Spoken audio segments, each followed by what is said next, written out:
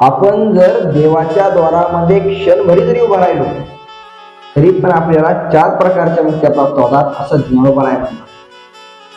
पण देवाच्या द्वारात उभा राहण्यासाठी क्षणभरच उभा राहायचं देवाच्या द्वारात, उभा राहण्यासाठी आपल्याला काही काल घालावा लागतो. त्या द्वारापर्यंत जाण्यासाठी काल घालावा लागतो.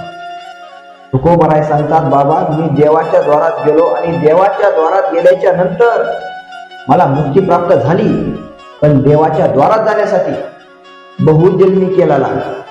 मला देवाच्या द्वारात जाण्यासाठी अनेक प्रकारचे जन्म घालावे लागले. त्याच प्रकारे आपण जर देवाच्या द्वारात जायचा विचार करत असाल तर आपल्याला काय करावं लागेल? काय केल्याच्या नंतर, कोणतं साधन केल्याच्या नंतर आपण देवाच्या द्वारात? ज्ञानोबारायला कोणीतरी विचारलं असेल, ज्ञानोबाराय तुम्ही सांगता भगवंताच्या देवाच्या जर द्वारात तुम्ही गेला, देवाच्या द्वारात म्हणजे ज्ञानाच्या द्वारात जर तुम्ही उभा राहिला तर 4 प्रकारच्या मुक्त्या तुम्हाला प्राप्त होतील. पण भगवंताच्या द्वारात जाण्यासाठी काय करावं लागेल? आम्हाला काय साधन करावं लागेल की ते साधन केल्यामुळे आम्ही देवाच्या द्वारात जाऊ? असा ज्ञानोबारायला कोणीतरी प्रश्न विचारला असावा.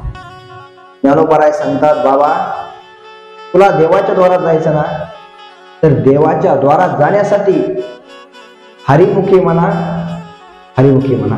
देवाच्या द्वारात जायसाठी, देवाच्या द्वारात जर जायचं असेल ना तुला, तू देवाच्या द्वारात गेला नाही पण जाण्याचा जर विचार करत असेल तर हरिमुखी म्हणा, हरिमुखी म्हणा. तू भगवंताचं नामस्मरण कर.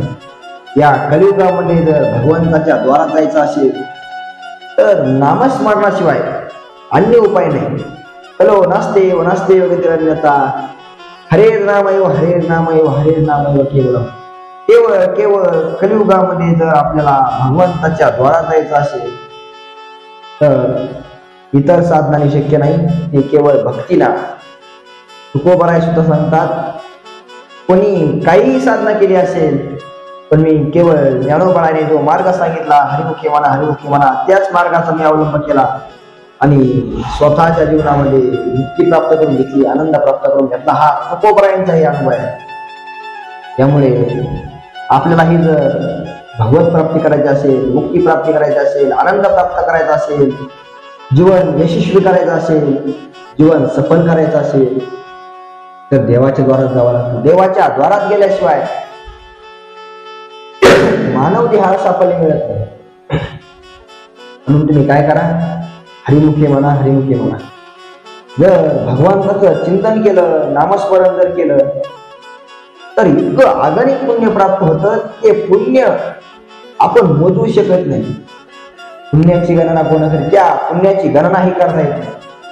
त्यामुळे तुम्हाला जर भगवंताच्या द्वारात जायचं असेल ना, हरिमुखी म्हणा, हरिमुखी म्हणा. पुण्याची गणना, पुण्य भगवंताच्या द्वारात जायचं म्हणलं की पुण्य लागतं.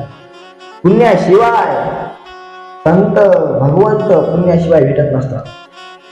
आणि तुम्ही जर प्रभूचं चिंतन केलं, नामस्मरण केलं, कृष्ण कृष्ण, राधे राधे, विठ्ठल विठ्ठल, कोणत्याही तुम्हाला ते नाव, प्रभूचे अनंत नाव आहे, तुम्हाला ते नाव आवडेल त्या नामाचा जर तुम्ही जप केला, त्याचं चिंतन केलं, ध्यान केलं तर तुम्ही काय व्हाल? पुण्यवान व्हाल. आणि पुण्यवान झाल्यामुळे मग देवाच्या द्वारात जातो. त्यामुळे देवाच्या द्वारात जर जायचं असेल तर त्यांनी काय करायचं? हरिमुखी म्हणा, हरिमुखी म्हणा. पुण्याची गणना कोण करेल?